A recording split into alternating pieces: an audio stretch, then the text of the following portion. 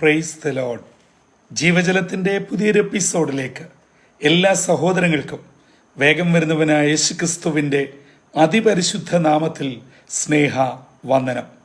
ഇന്ന് 2024 ഓഗസ്റ്റ് മാസം 24-ാം തീയതി ശനിയാഴ്ച. സ്വർഗത്തിലെ ദൈവത്തിൻ്റെ വലിയ കൃപയാൽ മറ്റൊരു വീക്കെൻഡിലേക്ക് തമ്പുരാൻ നമ്മെ പ്രവേശിപ്പിച്ചിരിക്കുന്നു. ഒരാഴ്ച വട്ടം കൂടെ ജോലി ചെയ്യുവാൻ, കുടുംബകാര്യങ്ങൾ നോക്കുവാൻ, ആത്മീയ ശുശ്രൂഷയിൽ പങ്കുചേരുവാൻ, യാത്ര ചെയ്യുവാൻ, കുഞ്ഞുങ്ങൾക്ക് പഠിക്കുവാൻ, അങ്ങനെ നമ്മുടെ ജീവിതത്തിൻ്റെ സമസ്ത മേഖലകളിലും നാം ഓരോരുത്തരും അനുഭവിച്ച എല്ലാ നന്മകൾക്കും ദാനങ്ങൾക്കും നന്ദിയും സ്തുതി സ്തോത്രങ്ങളും അർപ്പിച്ചുകൊണ്ട് ഇന്നത്തെ വാഗ്ദത്ത വചനത്തിനായി ഒരുങ്ങാം. ഇന്ന് ജീവജലത്തിൽ കൂടി പ്രോമിസ് വേഴ്സായി നമുക്ക് ലഭിച്ചിരിക്കുന്നത് പത്രോസ് അപ്പോസ്തലൻ എഴുതിയ 1-ാം ലേഖനം 1-ാം അധ്യായം 21-ാം വാക്യം. The first epistle of Peter chapter 1 verse 21 നാം ഇപ്രകാരം വായിക്കുന്നു: നിങ്ങളുടെ വിശ്വാസവും പ്രത്യാശയും ദൈവത്തിൽ ആയിരിക്കേണ്ടതിന് ദൈവം അവനെ മരിച്ചവരുടെ ഇടയിൽ നിന്ന് ഉയർത്തെഴുന്നേൽപ്പിച്ച് അവന് തേജസ് കൊടുത്തുമിരിക്കുന്നു. ചിതറിപ്പാർക്കുന്ന ദൈവജനത്തിനു വേണ്ടി പത്രോസ് അപ്പോസ്തലൻ എഴുതുന്ന 2 കത്തുകളാണ് 1 പത്രോസ് 2 പത്രോസ് എന്നീ നാമധേയത്തിൽ ലേഖന ഭാഗത്ത് ചേർക്കപ്പെട്ടിരിക്കുന്നത്. വയോവൃദ്ധനായ വളരെ ധന്യനായ പത്രോസ് ഇതാ ജനത്തോട് പറയുകയാണ്, നിങ്ങളിപ്പോൾ ആരാണ് എന്നുള്ളത് വ്യക്തമായി അറിഞ്ഞിരിക്കണം. നിങ്ങൾ മുൻപേ നടന്ന ആ നിലയിലല്ല ജീവിക്കേണ്ടത്. നിങ്ങൾക്ക് ഒരു വലിയ സ്വർഗീയ വിളി ലഭിച്ചിട്ടുണ്ട്. ആ വിളിക്ക് യോഗ്യമാവണ്ണം നടക്കണം. അങ്ങനെ നിങ്ങൾക്ക് വിളി ലഭിക്കുകയും ആ വിളിയാൽ നിങ്ങളെ തിരഞ്ഞെടുത്ത് നിങ്ങളൊരു പുതിയ അനുഭവത്തിലേക്ക് എത്തപ്പെട്ടിരിക്കുന്നു. അതാണ് തുടർന്നുള്ള വളരെ പ്രധാനമായ വാക്യങ്ങൾ നാം കാണുന്നത്. അങ്ങനെ പറയുന്നു, നിങ്ങളെ ഏതവസ്ഥയിൽ നിന്നും ഏതവസ്ഥയിലേക്ക്, പൊന്നെ വെള്ളി മുതലായ അഴിഞ്ഞു പോകുന്ന വസ്തുക്കളെ കൊണ്ടല്ല നിങ്ങളെ വീണ്ടെടുത്തിരിക്കുന്നത്. അതെ, നിങ്ങളെ പേർ ചൊല്ലി വിളിച്ച് വീണ്ടെടുത്തിരിക്കുന്നത് ഈ ലോകത്തിന്റെ അഴിഞ്ഞു പോകുന്ന വസ്തുക്കളെ കൊണ്ടല്ല. അതുകൊണ്ട് നിങ്ങളും അഴിഞ്ഞു പോകുന്നവരല്ല. അഴിഞ്ഞു പോകുന്നതൊന്നും നിങ്ങൾ ചിന്തിക്കുവാനോ അതിന്റെ പിന്നാലെ പോകുവാനോ പാടില്ല. അതുകൊണ്ട് നിങ്ങളുടെ പ്രത്യാശയും വിശ്വാസവും നിശ്ചയമായും ദൈവത്തിൽ തന്നെ ആകണം, അല്ലാതെ ഈ ലോകത്തിന്റെ ഇമ്പങ്ങളിൽ ആവരുത്. അതിനുവേണ്ടി സ്വർഗത്തിലെ ദൈവം തന്റെ ഓമന കുമാരനെ നിങ്ങളുടെ പാപയാഗത്തിനായി അയച്ച്, പാപം തന്റെ ശിരസിന്മേൽ ചുമലിന്മേൽ വഹിച്ച് നമുക്ക് വേണ്ടി കാൽവരി കൊലക്കളത്തിൽ യാഗമായി അങ്ങനെ അവനെ ഉയർപ്പിച്ച് അവന് തേജസ്സും ബഹുമാനവും കൊടുത്തിരിക്കുന്നു. എന്തിന്? മറ്റൊന്നിനുമല്ല. നിങ്ങൾ ഈ ലോകത്തിന്റെ പിന്നാലെ ഓടിപ്പോകരുത്. നിങ്ങളുടെ വിശ്വാസവും പ്രത്യാശയും യേശുക്രിസ്തുവിൽ മാത്രമായിരിക്കണമെന്ന് ദൈവം ആഗ്രഹിക്കുന്നു. 2024 8-ാം മാസമായ ഓഗസ്റ്റ് മാസത്തിന്റെ മറ്റൊരാഴ്ചവട്ടം കൂടെ നമ്മെ പിന്നിടുകയാണ്.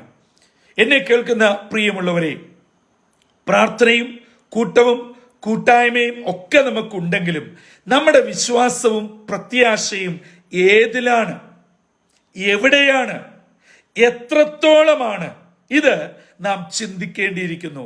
കൂട്ടായ്മ കൂടുമ്പോഴും ആരാധനയ്ക്ക് പോകുമ്പോഴും കർത്തൃമേശ കൈക്കൊള്ളുമ്പോഴും ഒക്കെ വലിയ പ്രത്യാശ, വലിയ ദൈവസ്നേഹം, വലിയ ദൈവകൃപ.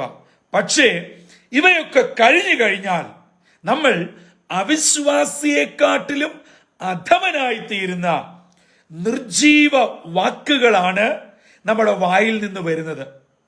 സംശയത്തിന്റെ മുനകളാണ് നമ്മൾ എപ്പോഴും സംസാരിക്കുന്നത്. എങ്ങോട്ട് നോക്കിയാലും ഒരു തൃപ്തിയില്ല, ഒരു സന്തോഷമില്ല, ഒന്നിലും ഒരു പൂർണ്ണത കണ്ടെത്തുവാൻ കഴിയുന്നില്ല. അത് പാടില്ല. അതാണ് ഇന്നത്തെ വാഗ്ദത്ത വചനം നമ്മെ ഓർമ്മപ്പെടുത്തുന്നത്. നമ്മിൽ യഥാർത്ഥമായി നിറയേണ്ടത് ആ വലിയ വിശ്വാസവും പ്രത്യാശയുമാണ്. നിർഭാഗ്യവശാൽ നമ്മിൽ ഇതിന് രണ്ടിനും വിപരീതമായി നിരാശയും സങ്കടവും പിറുപിറുപ്പുമാണ് നമ്മിൽ നിറഞ്ഞുകൊണ്ടിരിക്കുന്നത്. ഈ ശനിയാഴ്ച ദിവസം രാവിലെ ഈ നിലകളിൽ ആരെങ്കിലും കടന്നു പോകുന്നവരുണ്ടെങ്കിൽ, എന്നെ കേൾക്കുന്ന മാതാവേ, പിതാവേ, സഹോദരങ്ങളെ, ദൈവത്തിന്റെ പരിശുദ്ധാത്മാവ് ഈ പ്രഭാതത്തിൽ താങ്കളോട് പറയുകയാണ്, മകനെ, മകളെ, ആ വഴി അങ്ങ് വിടുക. നിങ്ങൾ ദൈവത്തിലുള്ള വിശ്വാസവും പ്രത്യാശയും ശക്തമായി മുൻപോട്ട് പോകണമെന്ന് ദൈവം തന്നെ ആഗ്രഹിക്കുന്നു. മറ്റൊന്നിലും വീണു പോകരുത്. അതിനുവേണ്ടിയാണ് തന്റെ ഓമനകുമാരനെ നമുക്ക് വേണ്ടി യാഗമാക്കുവാൻ തയ്യാറായത്. അങ്ങനെയെങ്കിൽ പ്രിയരെ, ഇന്ന് പ്രഭാതത്തിൽ അവരോട് ചോദിച്ചാട്ട്, എനിക്ക് വചനം പറയുന്ന ദൈവം ആഗ്രഹിക്കുന്ന നിലയിലുള്ള വിശ്വാസമുണ്ടോ? പ്രത്യാശയുണ്ടോ? ദൈവത്തോട് സ്നേഹമുണ്ടോ? അല്ല, ഞാൻ വെറുതെ കാര്യസാധ്യത്തിന് വേണ്ടി മാത്രം ആത്മീയരായി നടക്കുകയാണോ? എന്താണ് നമ്മുടെ സ്റ്റാറ്റസ്? അതുകൊണ്ട് ഇന്ന് ഈ പ്രഭാതത്തിൽ നമ്മെ തന്നെ ദൈവകരങ്ങളിൽ ഏൽപ്പിക്കാം. നമ്മുടെ വിശ്വാസവും പ്രത്യാശയും ദൈവത്തിൽ മാത്രമായിരിക്കണം. ഈ ലോകത്തിൽ ഏതിലെങ്കിലും ആ നിലയിൽ പ്രത്യാശ വെച്ചാൽ, പ്രിയമുള്ളവരെ, നമ്മുടെ അവസാനം വളരെ വേദനാജനകമായിരിക്കും. അനേകർക്ക് തങ്ങളുടെ മക്കളിലാണ് വലിയ വിശ്വാസവും പ്രത്യാശയും. അങ്ങനെ ആരെങ്കിലും എന്നെ കേൾക്കുന്നവരുണ്ടോ?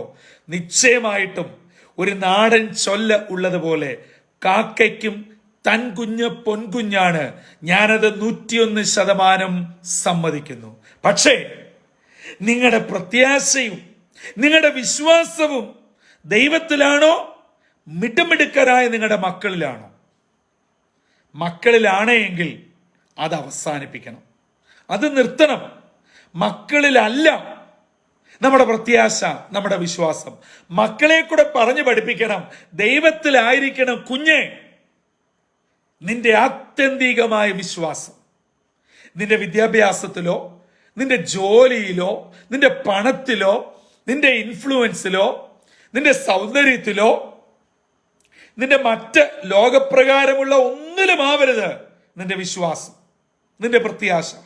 നമുക്ക് പ്രത്യാശിക്കുവാൻ ഒരാളുണ്ട്. അതെ, എന്നെയും നിങ്ങളെയും ചേർക്കുവാൻ മടങ്ങി വരും. അതാണ് ക്രിസ്തീയ പ്രത്യാശ. അതുകൊണ്ട് അങ്ങനെയുള്ളവർക്ക് ഇന്ന് കടന്നു പോകുന്ന പ്രശ്നങ്ങളൊന്നും ഒരു പ്രശ്നമല്ല. ഈ ദൈവത്തിലുള്ള വിശ്വാസവും പ്രത്യാശയും ശോഷിക്കുകയും വേണ്ടവണ്ണം ദൃഢമാകാതിരിക്കുകയും ചെയ്യുന്നവർക്കാണ് സങ്കടം, നിരാശ, വിഷമം. ഒന്നിലും ഒരു പൂർണ്ണത കണ്ടെത്താതെ എപ്പോഴും നിരാശാജനകമായ അനുഭവത്തിൽ വാടിത്തളർന്നിരിക്കുന്നത്. അല്ലാതെ ദൈവത്തിൽ വിശ്വാസമുള്ള ഒരാൾക്ക് ഉള്ളിലൊരു ഉറപ്പുണ്ട്, ഒരു ധൈര്യമുണ്ട്, തമ്പുരാൻ നോക്കിക്കോളും. ഇത് നാവ് കൊണ്ടല്ല പറയുന്നത്, ഹൃദയം കൊണ്ടാണ് പറയുന്നത്. ആ ഹൃദയം കൊണ്ട് പറയുന്ന ഒരാളിന്റെ മുഖത്തറിയാം, യെസ്, ദൈവം നോക്കിക്കോളും. ഇനിയും ഞാൻ അതിനെക്കുറിച്ച് വ്യാകുലപ്പെടേണ്ട. പത്രോസ് അപ്പോസ്തലൻ ഈ അതിരാവിലെ നമ്മോട് പറയുന്നു, എൻ്റെ മകനെ, മകളെ, നിങ്ങളുടെ വിശ്വാസവും പ്രത്യാശയും ദൈവത്തിലായിരിക്കണം. ആ ദൈവത്തിലോട്ട് ആകുവാൻ വേണ്ടി തൻ്റെ ഓമനകുമാരനെ യാഗമാക്കി ഉയർത്തെഴുന്നേൽപ്പിച്ചു. വലിയ തേജസ് കൊടുത്തിരിക്കുകയാണ്. അതുകൊണ്ട് ആ തേജസ്സിന്റെ പ്രഭയിൽ നമ്മുടെ ഇന്നിന്റെ പ്രശ്നങ്ങൾ അലിഞ്ഞു തീരണം. ആ സ്വർഗീയ തേജസ്സിനാൽ നമ്മുടെ പ്രശ്നങ്ങൾ ശോഭാ പരിപൂർണമാകണം. അങ്ങനെ ഒരു ധന്യമായ ജീവിതത്തിന്റെ ഉടമകളാകട്ടെ. നമ്മുടെ പ്രശ്നം മാറും പ്രിയമുള്ളവരെ, വിഷമം മാറും, നമ്മുടെ കണ്ണുനീര് മാറും. നമ്മുടെ മകൻ അനുഗ്രഹിക്കപ്പെടും. അവന് ശാരീരിക ബലഹീനതയുണ്ടോ? മാനസിക വിഷമങ്ങളുണ്ടോ? പഠിക്കുവാനുള്ള ബുദ്ധിമുട്ടുകൾ ഉണ്ടോ? ജോലി നേടുവാൻ, ഇന്റർവ്യൂ അറ്റൻഡ് ചെയ്യുവാനുള്ള പലവിധ പരിഭ്രമങ്ങൾ ഉണ്ടോ? മകളുടെ വിവാഹം മുടങ്ങി പോകുന്നോ? കുഞ്ഞുങ്ങൾക്ക് ലഭിക്കേണ്ട ജോലി കിട്ടാതെ നഷ്ടപ്പെടുന്നോ?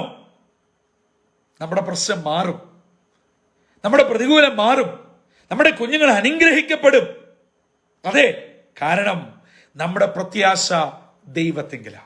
ആ ദൈവകരങ്ങളിൽ പരിപൂർണമായി അർപ്പിച്ചുകൊണ്ട് ഈ സാറ്റർഡേ പ്രാർത്ഥനയോടെ നമുക്ക് ആരംഭിക്കാം. ലോകത്തിന്റെ വിവിധ ഭാഗങ്ങളിൽ ഇരുന്നു കൊണ്ട് അതിരാവിലെ ഇന്നത്തേക്കുള്ള വാഗ്ദത്ത വചനം ശ്രവിക്കുന്ന പ്രിയ ദൈവ പൈതലേ, നിങ്ങളെ ദൈവം സമൃദ്ധിയായി അനുഗ്രഹിക്കട്ടെ, എല്ലാവിധ നന്മകളാലും നിറയ്ക്കട്ടെ. നിങ്ങളുടെ പ്രാർത്ഥനാ വിഷയങ്ങളെ സ്വർഗം ഏറ്റെടുത്ത് മാനിക്കട്ടെ. അങ്ങനെ നന്മയുടെയും അനുഗ്രഹത്തിന്റെയും ദിനമായി തീരട്ടെ. തലകളെ വണക്കാം, പ്രാർത്ഥിക്കാം. കാരുണ്യവാനായ ദൈവമേ, സ്വർഗീയ പിതാവേ, അനുഗ്രഹമേറിയ പുത്തൻ പ്രഭാതത്തിനായി നന്ദിയോടെ ഞങ്ങൾ അങ്ങയെ സ്തുതിക്കുന്നു, സ്തോത്രം ചെയ്യുന്നു. ലോകമനുഷ്യർ ഈ ലോകത്തിലും ലോകത്തിലുള്ളതിലും പ്രത്യാശയും വിശ്വാസവും അർപ്പിക്കുമ്പോൾ പ്രാർത്ഥിക്കുന്ന ഒരു ദൈവ പൈതൽ ദൈവത്തിൽ മാത്രം വിശ്വസിച്ച് പ്രത്യാശിച്ച് മുൻപോട്ട് പോകുമ്പോൾ ഞങ്ങളുടെ പ്രശ്നങ്ങൾ സാരമില്ല, കഷ്ടങ്ങൾ സാരമില്ല, നൊടി നേരത്തേക്കുള്ള ഈ ലോകത്തിന്റെ ഒന്നും ഞങ്ങൾക്കൊരു പ്രശ്നമല്ല. കാരണം ഞങ്ങളുടെ കർത്താവ് സകല പ്രശ്നത്തെയും ജയിച്ചവനാ, സാത്താനെ കാൽവറിയിൽ തോൽപ്പിച്ചവനാ.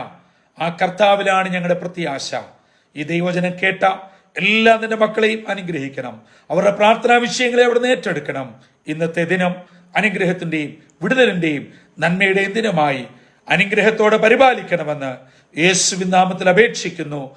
കൃപയോടെ കേൾക്കുമാറാകണമേ. ആമീൻ, ആമീൻ, ആമീൻ. പ്രിയ ദൈവമക്കളെ, ഇന്നത്തെ ദിനം അനുഗ്രഹത്തിന്റെയും നന്മയുടെയും സന്തോഷത്തിന്റെയും ദിനമാവട്ടെ. നമ്മുടെ പ്രത്യാശയും വിശ്വാസവും ദൈവത്തിൽ മാത്രമാവട്ടെ. ബാക്കി എന്തെല്ലാം ഉണ്ടോ അവയൊക്കെ പിന്നിലാവട്ടെ. അങ്ങനെ കർത്താവിൽ ആശ്രയിച്ചുകൊണ്ട് ഇന്നത്തെ ദിനം നമുക്ക് ആരംഭിക്കാം.